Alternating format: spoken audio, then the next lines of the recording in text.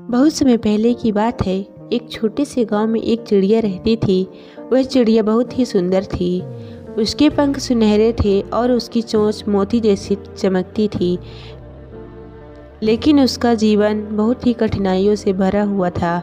चिड़िया का नाम मोती था। वह हर रोज़ गांव के पास वाले जंगल में उड़ान भरने जाती और खाने की तलाश में इधर उधर भटकती।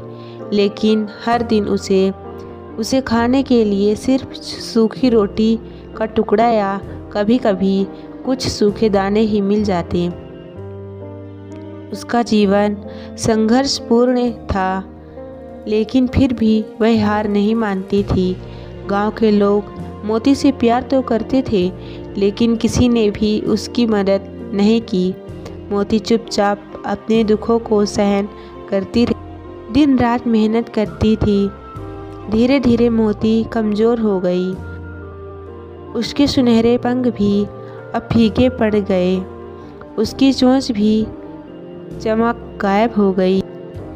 एक दिन बारिश के मौसम में मोती ने देखा कि एक बड़ी तेज़ आंधी आ रही है।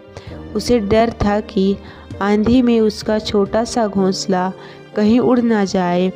वह अपने घोंसले को बचाने की कोशिश करती रही, लेकिन आंधी इतनी तेज़ थी कि उसका घोंसला टूटकर बिखर गया।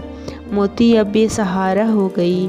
उसके पास ना घर था और ना ही कोई सहारा। आखिरकार गांव के एक छोटे से बच्चे ने मोती की हालत देखी। उसने अपनी माँ से कहा, माँ, इस चिड़िया की मदद हमें करनी चाहिए। यह बहुत दुखी लग रही है। बच्चे की सहानुभूति दिखाते हुए माँ ने मोती को अपने आंगन में जगह दे दी। उन्होंने मोती के लिए खाना रखा, उसकी देखभाल करने लगे।